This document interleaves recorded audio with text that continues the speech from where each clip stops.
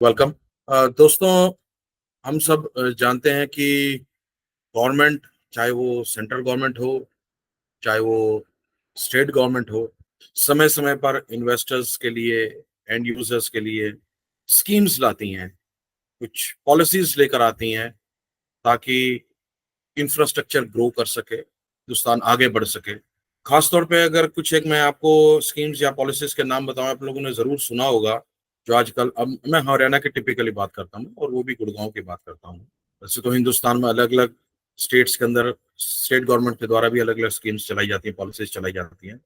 तो जनरली हम गुड़गांव के अंदर, क्योंकि हम रियल एस्टेट से रिलेटेड बात कर रहे हैं, तो मैं बताना चाहूंगी, जैसे सबसे ऊपर नाम आजकल आप समझ में आ रही होगी, जैसे DDJAY, जिसको हम दीनदयाल जन आवास योजना करते कहते हैं, इस नाम से पहचानते हैं, समझते हैं। ये 2016, मैं याद रखूंगा, 2016 के अंदर इंट्रोड्यूस की गई थी। और अभी फिलहाल पिछले साल, आज 2024 है तो 2023 में कुछ एक टेम्परेरी स्टे आ गया था पॉलिसी के ऊपर। हो सकता है दोबारा से ये फॉर्म में आ जाए। दूसरी पॉलिसी आप लोगों ने जरूर सुनी होगी, या स्कीम, जिसको जो भी आप कहना चाहें, अफोर्डेबल हाउसिंग। ये भी 2013 में सरकार द्वारा लेकर आए थे। इसमें से कुछ एक पॉलिसीज जो होंगी वो सेंट्रल गवर्नमेंट की होंगी, कुछ एक स्टेट गवर्नमेंट की। हम पर्टिकुलरली हरियाणा की और गुड़गांव की बात करेंगे। अफोर्डेबल हाउसिंग, जैसे मैंने आपको बताया, 2013 के अंदर, लगभग उसी समय के अंदर आए थे। एक और नाम आप सुनेंगे, रिटायरमेंट हाउसिंग या सीनियर सिटीजन हाउसिंग स्कीम। वो भी हाल फिलहाल में 2021 के आसपास लॉन्च की थी, इम्प्लीमेंट की गई थी। प्रधानमंत्री आवास योजना 2015 के आसपास, 2015 के अंदर आई थी। और आज जिसके बारे में हम बात करने जा रहे हैं उसका नाम है TOD। जनरली उसको TOD के नाम से जानते हैं, लाइसेंस जो होता है TOD बोलते हैं, एब्रीवेटेड फॉर्म है। उसका नाम है ट्रांजिट ओरिएंटेड डेवलपमेंट पॉलिसी। ये TOD, हम इसको ज्यादा अब आगे आने वाले समय के अंदर इसको TOD के नाम से डिनोमिनेट करेंगे, ट्रांजिट ओरिएंटेड डेवलपमेंट। 2015 के अंदर गवर्नमेंट के द्वारा, सेंट्रल गवर्नमेंट के द्वारा लाई गई। और अब what exactly is transit oriented development, अगर मैं इसको एक लाइन में सिंपल भाषा के अंदर अगर आपको समझाने की कोशिश करूं, तो this is nothing but a planning strategy by the government that focuses on balancing, ये आपका जो urban development with the transportation. It's a balance, urban development को ट्रांसपोर्टेशन के साथ कैसे बैलेंस करना है। तो वो TOD पॉलिसी लाई गई थी, जिसका अपने आप में नाम समझिए, ट्रांजिट ओरिएंटेड डेवलपमेंट। थोड़ा सा और इसको मैं साधारण सरल तरीके से आप लोगों को समझाने की कोशिश करता हूं। दोस्तों, आप समझो कि आजकल के समय के अंदर भीड़ बढ़ रही है, सड़कों पर अधिक कारें हैं, अधिक सड़कें जाम हैं और देरी बढ़ रही है। तो हम अगर आपस में बात करें, तो क्या आपको ट्रैफिक में गाड़ी चलाने में थकान महसूस नहीं होती है? दोस्तों, लगातार ट्रैफिक से निपटना टेंस हो सकता है और आपके फिजिकल और मेंटल स्वास्थ्य दोनों पे लॉन्ग टर्म इम्पैक्ट डाल सकता है। अब इसी के लिए आप समझो कि क्या ये अच्छी बात नहीं होगी कि आप उसी एरिया में रह सकें, काम कर सकें, शॉपिंग कर सकें, बिना ज्यादा टाइम और पैसा खर्च किए गाड़ी चलाने में, या कम से कम एक सेफ, रिलायबल और कन्वीनियंट तरीका हो जहां पर अधिकतर स्थानों पे आप पैदल, साइकिल पे या मैक्सिमम ट्रांसपोर्ट से पहुंच सकें। तो ट्रांजिट ओरिएंटेड डेवलपमेंट जो है, आपको ये ऑप्शन देता है, जो TOD जिसके हम आज बातचीत कर रहे हैं। और ये जो TOD है, बस या रेलवे ट्रांजिट स्टेशन से शुरू होता है। TOD एरिया बस या रेलवे स्टेशन के चारों ओर 500 मीटर से 800 मीटर तक का एरिया हरियाणा गवर्नमेंट की तरफ से ये डिनोमिनेट किया गया है। और यहाँ government residential, business, public space को मैक्सिमाइज करना चाहती है, जो कि स्टेशन से मैक्सिमम 5 से 10 मिनट की दूरी पर हो। और आप यहाँ पर condos, apartments, town houses, office, shops, public places या पब्लिक पार्क जो आप कहना चाहें, प्लाजाज, ये सब पाएंगे, जो कि स्टेशन के चारों ओर मिक्स्ड यूज हब बनाते हैं, जो भी मैंने आपको बताया। अब TOD के अंदर सड़क के डिजाइन होते हैं जो पैदल चलने वालों के लिए और साइकिल चलाने वालों को अट्रैक्ट करते हैं, जिसमें कॉम्पैक्ट ब्लॉक्स, सेफ और अट्रैक्टिव पैदल रास्ते, जिसमें अच्छी तरह से मार्क्ड होंगे पैदल यात्रियों के लिए साइन बोर्ड, जो पैदल चलना चाहे उनके लिए साइन बोर्ड होंगे, और अन्य सुविधाएं भी होती हैं इस TOD के अंदर। अब क्योंकि यहाँ पर कम लोगों को गाड़ी चलाने की जरूरत होती है, तो नो डाउट पार्किंग प्लेसेस भी कम जगह लेते हैं, और उन बिल्डिंग्स को इसमें इंक्लूड कर दिया जाता है, इस तरह की बिल्डिंग्स को जिनमें कम पार्किंग स्पेसेस हो, या फिर वो TOD से बाहर का एरिया के अंदर वो चली जाएंगे बिल्डिंग्स। अब TOD की जो हम बात कर रहे हैं, इसमें एक साइज भी लागू नहीं होता है। अलग अलग एरियाज के लिए अलग अलग साइजेस होते हैं। रीजन क्या है? ताकि वो अपने आसपास की सराउंडिंग या कम्युनिटीज जो है उसके साथ मेल खा सकें, तो इसलिए अलग अलग साइजेस होते हैं। अब ये एरिया अर्बन या सबर्बन दोनों में हो सकता है। ये मैं टीओडी की जिसकी हम बात करते हैं, जिसमें मिक्स ऑफ आपका रेजिडेंशियल, ऑफिस और रिटेल स्पेसेस हो सकते हैं। अब ध्यान से समझिएगा कि हाउसिंग के अंदर अर्बन की हम बात करते हैं, तो अर्बन एरियाज की बात करते हैं, उसमें हाउसिंग की बात करते हैं, तो उस एरिया में, उस क्षेत्र के अंदर मिड राइज, कॉन्डोज या अपार्टमेंट्स या टाउन हाउसेज शामिल हो सकते हैं। और इसी तरह अगर हम सबर्बन एरिया की बात करते हैं तो उसमें मीडियम या लो राइज या आपके साथ ये टाउन हाउसेज वाले घर शामिल हो सकते हैं। अब कमर्शियल या बिजनेस की बात करें तो बिजनेस में अर्बन एरियाज में स्ट्रीट लेवल की रिटेल के साथ आपका हाई राइज वाले ऑफिस भी हो सकते हैं। तो अर्बन, सबर्बन, रेजिडेंशियल या बिजनेस, ये सब के हिसाब से ये टीओडी के स्पेसिफाइड है ये। और इसी की वजह से टीओडी जो होते हैं हमारे ट्रैवल करने के तरीके को और ट्रैवल के ऑप्शंस आपको देते हैं। एक्सक्लूसिव में टीओडी की बात कर रहा हूं मैं। और टीओडी में एज ग्रुप का भी कोई, इसके अंदर कोई ऐसा बैरियर नहीं है। सभी एजेस के अंदर, चाहे वो 18 साल का हो, चाहे वो 70-75 साल के हो, 85-90 साल के हो, या कोई बच्चा भी हो, सब कम्युनिटीज को ये सपोर्ट करता है। मैं टीओडी की बात कर रहा हूँ बिकॉज सभी रेजिडेंट के लिए लाइफ जो है एक बेहतर क्वालिटी हो सकती है जब आप समझे कि आपकी जॉब, आपके हॉस्पिटल, आपके शॉपिंग मॉल, आपका एंटरटेनमेंट के लिए वो इजीली अवेलेबल हो, वॉकेबल डिस्टेंस के अंदर। Now you need to understand, we need to understand practically कि टीओडी जो होता है that also reduces the expenses. और these days housing and transportation के जो एक्सपेंसेस हैं या कॉस्ट है, they are one of the highest expenses in most of the families जिसकी हम बात करते हैं। Now TOD is one of the way to bring that connection back। लोग हैं सभी के लिए लाइफ की जो क्वालिटी है वो टॉप मोस्ट है। और टीओडी जो है या ट्रांजिट ओरिएंटेड डेवलपमेंट जो है ये इंश्योर करती है कि जब आप बाहर निकलें तो आप, चाहे वो आपके काम के लिए निकलें, चाहे वो शॉपिंग के लिए निकलें, चाहे रिक्रिएशन एंटरटेनमेंट के निकले, तो आपको बहुत दूर तक ड्राइव ना करके जाना पड़े। या ऐसे लोगों का भी फायदा देते हैं जिनके पास एक कार है ही नहीं ड्राइव करने के लिए। तो इन्हीं सभी चीजों को ध्यान में रखते हुए एक सेंट्रल गवर्नमेंट की पॉलिसी है जो ये फर्स्ट नोटिफाई की गई थी 2015 में, और इसकी जो गाइडलाइंस बनाई गई थी सेंट्रल गवर्नमेंट के द्वारा वो 2017 में फिर गाइडलाइंस बनाई, और इसका रिवाइज्ड वर्जन आया था एक 2019 के अंदर। ये सेंट्रल गवर्नमेंट की बात कर रहा हूं मैं। अब हरियाणा की बात करते हैं तो हरियाणा के अंदर ये 2017 के अंदर इंप्लीमेंट कर दी गई थी। अब सबसे बेहतरीन बात आप लोगों को ये जानकर हैरानी होगी कि कुछ एक ऐसे प्रोजेक्ट्स हैं जो कि ऑलरेडी टीओडी के अंदर लाइसेंस ले चुके हैं और फंक्शनल हैं। काफी प्रोजेक्ट्स ऐसे हैं जिनके लाइसेंस अभी भी पेंडिंग है, मैं आपको वो भी दिखाने की कोशिश करूंगा।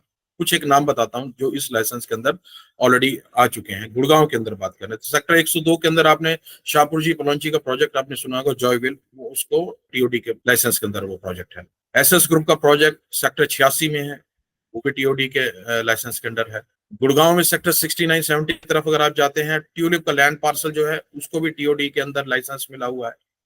और सबसे बेहतरीन बात आपको ये जानकर हैरानी होगी कि डीएलएफ साइबर सिटी सेक्टर 25 और 25A के अंदर जो एरिया है उसके अंदर भी कुछ एक बिल्डिंग्स जो है वो टीओडी पॉलिसीज के अंदर लाइसेंस्ड है। अब बिल्डर को या डेवलपर को इसमें फायदा क्या होता है, एग्जैक्टली रीजन क्या है कि अलग अलग पॉलिसीज के अंदर आप लाइसेंस लेते हैं, तो टीओडी के अंदर लाइसेंस लेने का फायदा क्या है, कोशिश करता हूँ आपको बताने की। सबसे पहले तो कनेक्टिविटी, जैसे इसका नाम खुद से बता रहा है कि एनहांस्ड कनेक्टिविटी। ये जो एरियाज होंगे या लैंड पार्सल्स होंगे, they will be very close to this transit hubs, and for that reason they will improve the accessibility and reduce the travel time, both resident के लिए भी और बिजनेसेस के लिए भी। तो कनेक्टिविटी टॉप नॉच सबसे ऊपर जो हम इसकी प्रायोरिटी पे रखते हैं। दूसरा, इंक्रीज्ड प्रॉपर्टी वैल्यू। आपकी प्रॉपर्टी की जो वैल्यू होगी as compare to any other scheme और पॉलिसी, इसके अंदर वो ज्यादा बढ़ने के चांसेस है बिकॉज आपका इंफ्रास्ट्रक्चर और कनेक्टिविटी बाकियों से बेटर होगी। तीसरा जो है बिल्डर के लिए, डेवलपर के लिए इसमें फायदा क्या रहा है, वो मिक्स्ड यूज डेवलपमेंट, जैसे मैं आपको बता रहा था। तो यहाँ पर ये पॉलिसी आपको अलाउ करती है रेजिडेंशियल को या कमर्शियल हो या कोई रिक्रिएशनल स्पेसेस भी हो, and all these things they collectively create this vibrant or self-sufficient communities. ये भी एक उसका रीजन है कि डेवलपर जो बिल्डर जो है क्यों इस पॉलिसी की तरफ अट्रैक्ट होते हैं। प्लस इस सबसे ऊपर गवर्नमेंट जो होती है कुछ इंसेंटिव्स भी देती है बिल्डर्स को, डेवलपर्स को। फर्ज कीजिए अगर एक बिल्डर या डेवलपर अपने लैंड पार्सल का अगर इस लाइसेंस के अंदर आगे अपना कन्वर्ट करा लेता है अपने लैंड पार्सल को, तो उसको फायदा ये होगा, उसको हायर एफएआर मिलेगा, फ्लोर एरिया रेशियो जिसको हम बोलते हैं, वो ज्यादा होगा as compare to any other policy of the scheme. और दूसरा ये है पार्किंग स्पेस, पार्किंग रिक्वायरमेंट जो होंगी वो रिड्यूस हो जाएंगी, जिसकी वजह से ही आपकी डेवलपमेंट जो होगी वो इकोनॉमिकल हो जाएगी, वायबल हो जाएगी। और इन्हीं की वजह से जो मैंने आपको बताया, कनेक्टिविटी, प्रॉपर्टी की वैल्यू, मिक्स यूज का डेवलपमेंट, या आपका ज्यादा एफएआर, लेस पार्किंग स्पेस, यही चीजें होती हैं जो आपको डेवलपर को या इन्वेस्टर को अट्रैक्ट करती है। अब कुछ एक कोशिश करता हूं आपको पॉलिसीज के बारे में एक और बात बता दूं कि अब इस लाइसेंस के अंदर या इस पॉलिसी के अंदर जो एरियाज आते हैं उसमें जो मेजर रोड्स होती हैं, जो आपके प्राइमरी रूट्स को सिग्निफिकेंट एरिया से साथ जो कनेक्टिंग रोड्स होती हैं, वो 30 मीटर या उससे बड़ी होनी चाहिए। ये मेजर रोड्स हैं। सेकेंडरी रोड्स जो होती हैं, जो कि मेजर रोड और आपकी लोकल स्ट्रीट को ज्वाइन करती हैं, वो 24 मीटर की होनी चाहिए, ये सेकेंडरी रोड्स। तीसरा, लोकल रोड्स, जो आप समझ लीजिए आपकी इंडिविजुअल प्रॉपर्टी, आपका घर है या ऑफिस है, उसको और ज्यादा आपकी सेकेंडरी रोड से कनेक्ट करती हैं, तो उनकी भी विड्थ जो है मिनिमम वो 18 मीटर से ऊपर की होनी चाहिए। ये रोड्स के बारे में आपको मैं बता रहा था, विड्थ के बारे में। और एफएआर जनरली जो है, एफएआर वो है 2 का है, 2.0 जिसको बोलते हैं एफएआर जो है इस लाइसेंस के अंदर अगर आप अपने लैंड पार्सल को लेकर आते हैं।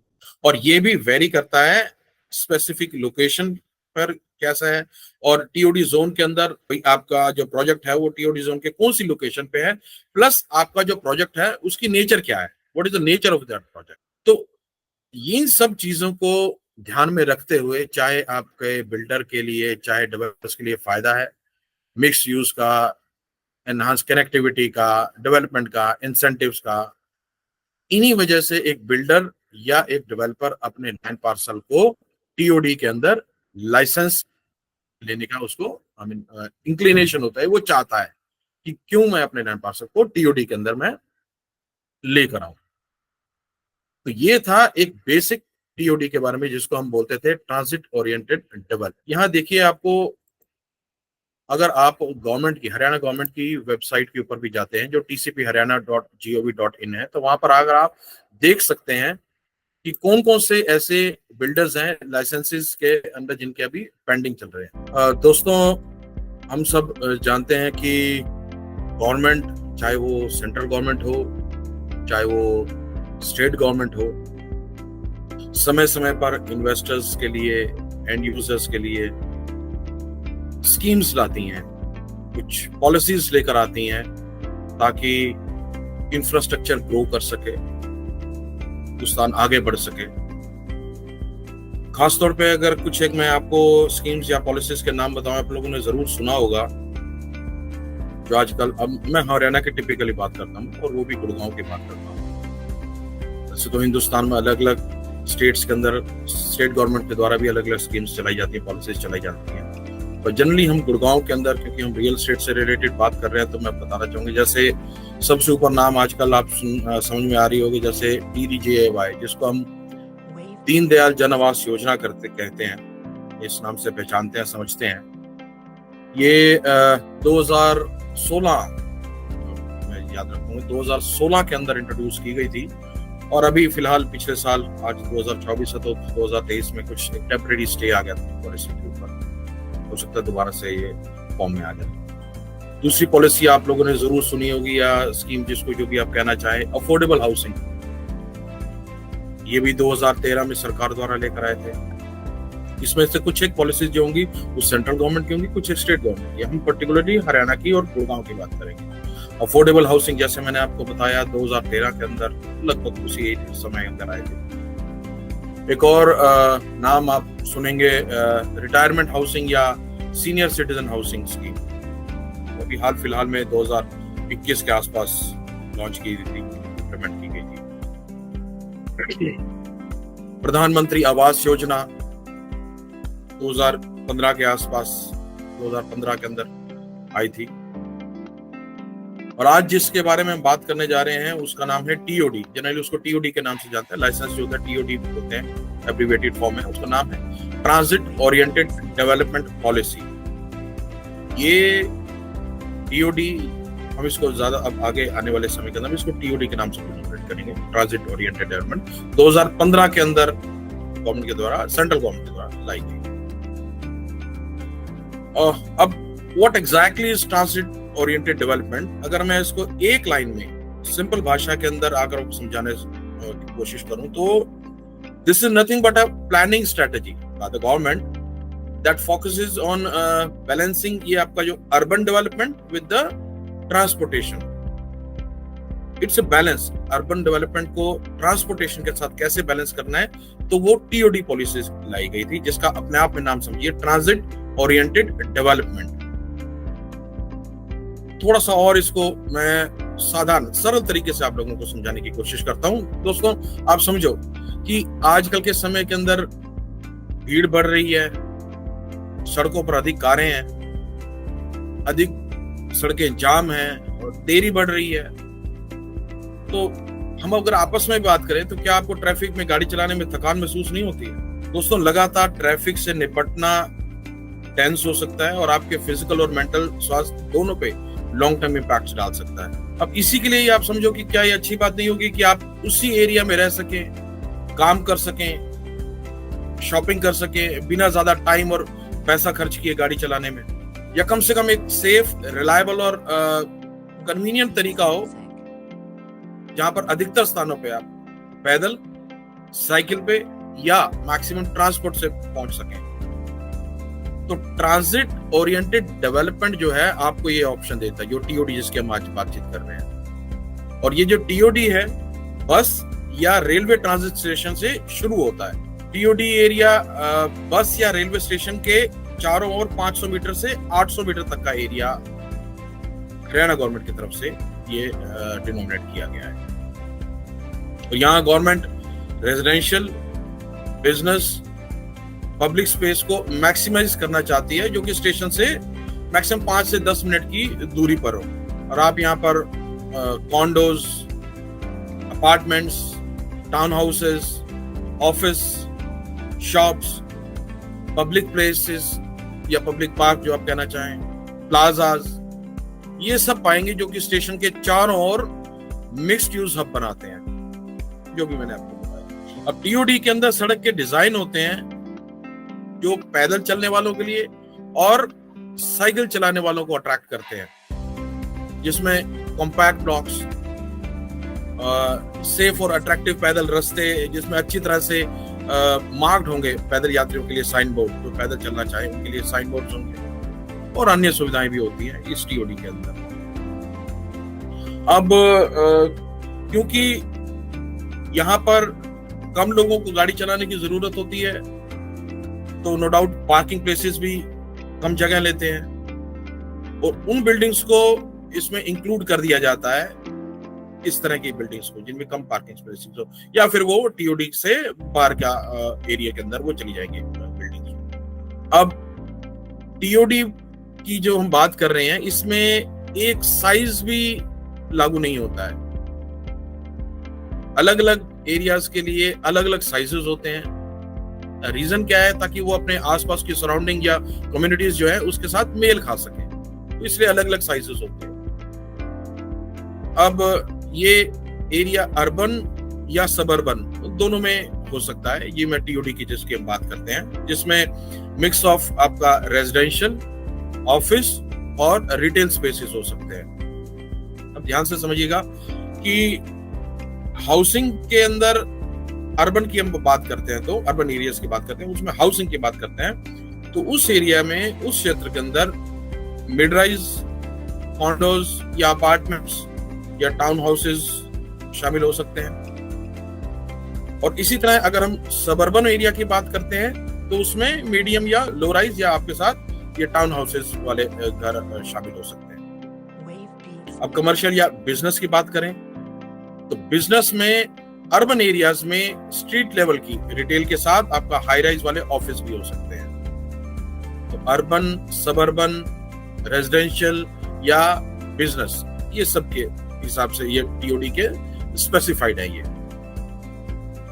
और इसी की वजह से टीओडी जो होते हैं हमारे ट्रैवल करने के तरीके को और ट्रैवल के ऑप्शंस आपको देते हैं। एक्सक्लूसिव में टीओडी की बात कर रहा हूं मैं। और टीओडी में एज ग्रुप का भी कोई इसके अंदर कोई ऐसा बैरियर नहीं है। सभी एजेस के अंदर, चाहे वो 18 साल का हो, चाहे वो 70-75 साल के हो, 85-90 साल के हो, या कोई बच्चा भी हो, सब कम्युनिटीज को ये सपोर्ट करता है। मैं टीओडी की बात कर रहा हूँ बिकॉज सभी रेजिडेंट के लिए लाइफ जो है एक बेहतर क्वालिटी हो सकती है। जब आप समझे कि आपकी जॉब, आपके हॉस्पिटल, आपके शॉपिंग मॉल, आपका एंटरटेनमेंट के लिए कोई इजीली अवेलेबल, वॉकेबल डिस्टेंस के अंदर। Now you need to understand, we need to understand practically कि TOD जो होता है that also reduces the expenses। और these days housing and transportation के जो expenses हैं, जो cost हैं, they are one of the highest expenses in most of the families। Now TOD is one of the way to bring that connection back and to be जो लोग हैं सभी के लिए लाइफ की जो क्वालिटी है वो टॉप मोस्ट है। और टीओडी जो है या ट्रांजिट ओरिएंटेड डेवलपमेंट जो है ये इंश्योर करती है कि जब आप बाहर निकलें तो आप चाहे वो आपके काम के लिए निकलें, चाहे वो शॉपिंग के लिए निकलें, चाहे रिक्रिएशन एंटरटेनमेंट के लिए निकलें, तो आपको बहुत दूर तक ड्राइव ना करके जाना पड़े। या ऐसे लोगों का भी फायदा देती है जिनके पास एक कार है ही नहीं ड्राइव करने के लिए। तो इन्हीं सभी चीजों को ध्यान में रखते हुए एक सेंट्रल गवर्नमेंट की पॉलिसी है जो ये फर्स्ट नोटिफाई की गई थी 2015 में, और इसकी जो गाइडलाइंस बनाई गई थी सेंट्रल गवर्नमेंट के द्वारा वो 2017 में फिर गाइडलाइंस बनाई और इसका रिवाइज्ड वर्जन आया था एक 2019 के अंदर। ये सेंट्रल गवर्नमेंट की बात कर रहा हूं मैं।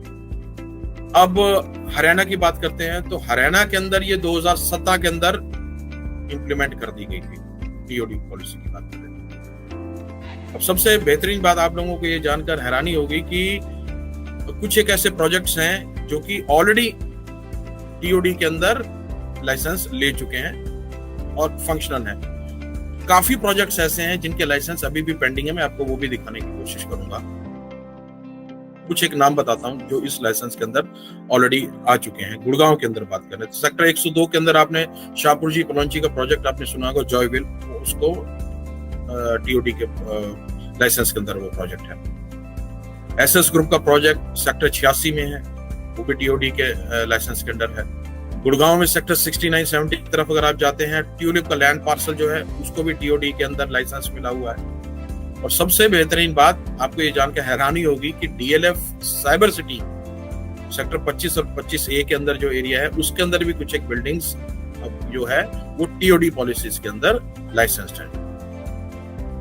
अब बिल्डर को या डेवलपर को इसमें फायदा क्या होता है, एग्जैक्टली रीजन क्या है कि अलग अलग पॉलिसीज के अंदर आप लाइसेंस लेते हैं, तो टीओडी के अंदर लाइसेंस लेने का फायदा क्या है, कोशिश करता हूँ आपको बताने की। सबसे पहले तो कनेक्टिविटी, जैसे इसका नाम खुद से बता रहा है कि एनहांस्ड कनेक्टिविटी। ये जो एरियाज होंगे या लैंड पार्सल्स होंगे, they will be very close to this transit hubs and for that reason they will improve the accessibility and reduce the travel time, both resident के लिए भी और बिजनेसेस के लिए भी। तो कनेक्टिविटी टॉप नॉच सबसे ऊपर जो हम इसकी प्रायोरिटी पे रखते हैं। दूसरा, इंक्रीज्ड प्रॉपर्टी वैल्यू। आपकी प्रॉपर्टी की जो वैल्यू होगी as compare to any other scheme और पॉलिसी, इसके अंदर वो ज्यादा बढ़ने के चांसेस है बिकॉज आपका इंफ्रास्ट्रक्चर और कनेक्टिविटी बाकियों से बेटर होगी। तीसरा जो है बिल्डर के लिए, डेवलपर के लिए इसमें फायदा क्या रहा है, वो मिक्स्ड यूज डेवलपमेंट, जैसे मैं आपको बता रहा था। तो यहाँ पर ये पॉलिसी आपको अलाउ करती है रेजिडेंशियल को या कमर्शियल हो या कोई रिक्रिएशनल स्पेसेस भी हो, and all these things they collectively create this vibrant और self sufficient communities। ये भी एक उसका रीजन है कि डेवलपर जो बिल्डर जो है क्यों इस पॉलिसी की तरफ अट्रैक्ट होते हैं। प्लस इस सबसे ऊपर गवर्नमेंट जो होती है कुछ इंसेंटिव्स भी देती है बिल्डर्स को, डेवलपर्स को। फर्ज कीजिए अगर एक बिल्डर या डेवलपर अपने लैंड पार्सल का अगर इस लाइसेंस के अंदर आगे अपना कन्वर्ट करा लेता है अपने लैंड पार्सल को, तो उसको फायदा ये होगा, उसको हायर एफएआर मिलेगा, फ्लोर एरिया रेशियो जिसको हम बोलते हैं, वो ज्यादा होगा as compare to any other policy of the scheme. और दूसरा जो है पार्किंग स्पेस, पार्किंग रिक्वायरमेंट जो होंगी वो रिड्यूस हो जाएंगी, जिसके अंदर जिसकी वजह से ही आपकी डेवलपमेंट जो होगी वो और इकोनॉमिकल हो जाएगी, वायबल हो जाएगी। और इन्हीं की वजह से जो मैंने आपको बताया, कनेक्टिविटी, प्रॉपर्टी की वैल्यू, मिक्स यूज का डेवलपमेंट, या आपका ज्यादा एफएआर, लेस पार्किंग स्पेस, यही चीजें होती हैं जो आपको डेवलपर को या इन्वेस्टर को अट्रैक्ट करती है। अब कुछ एक कोशिश करता हूं आपको पॉलिसीज के बारे में एक और बात बता दूं कि अब इस लाइसेंस के अंदर या इस पॉलिसी के अंदर जो एरियाज आते हैं उसमें जो मेजर रोड्स होती हैं, जो आपके प्राइमरी रूट्स को सिग्निफिकेंट एरिया से साथ जो कनेक्टिंग रोड्स होती हैं, वो 30 मीटर या उससे बड़ी होनी चाहिए। ये मेजर रोड्स। सेकेंडरी रोड्स जो होती हैं, जो कि मेजर रोड और आपकी लोकल स्ट्रीट को ज्वाइन करती हैं, वो 24 मीटर की होनी चाहिए। ये सेकेंडरी रोड्स। तीसरा, लोकल रोड्स, जो आप समझ लीजिए आपकी इंडिविजुअल प्रॉपर्टी, आपका घर है या ऑफिस है, उसको और ज्यादा आपकी सेकेंडरी रोड से कनेक्ट करती हैं, तो उनकी भी विड्थ जो है मिनिमम वो 18 मीटर से ऊपर की होनी चाहिए। ये रोड्स के बारे में आपको बता रहा था, साइजेस के बारे में, विड्थ के बारे में। और एफएआर जनरली जो है, एफएआर वो है 2 का है, 2.0 जिसको बोलते हैं एफएआर है। इस लाइसेंस के अंदर अगर आप अपने लैंड पार्सल को लेकर आते हैं, और ये भी वेरी करता है स्पेसिफिक लोकेशन पर कैसा है, और टीओडी जोन के अंदर भाई आपका जो प्रोजेक्ट है वो टीओडी जोन के कौन सी लोकेशन पे है, प्लस आपका जो प्रोजेक्ट है उसकी नेचर क्या है, what is the nature of that project. तो इन सब चीजों को ध्यान में रखते हुए, चाहे आपके बिल्डर के लिए चाहे डेवलपर्स के लिए फायदा है, मिक्स यूज का, एनहांस कनेक्टिविटी का, डेवलपमेंट का, इंसेंटिव्स का, इन्हीं वजह से एक बिल्डर या एक डेवलपर अपने लैंड पार्सल को टीओडी के अंदर लाइसेंस लेने का उसको इंक्लिनेशन होता है, वो चाहता है कि क्यों मैं अपने लैंड पार्सल को टीओडी के अंदर मैं लेकर आऊं। तो ये था एक बेसिक टीओडी के बारे में, जिसको हम बोलते थे ट्रांजिट ओरिएंटेड डेवलपमेंट।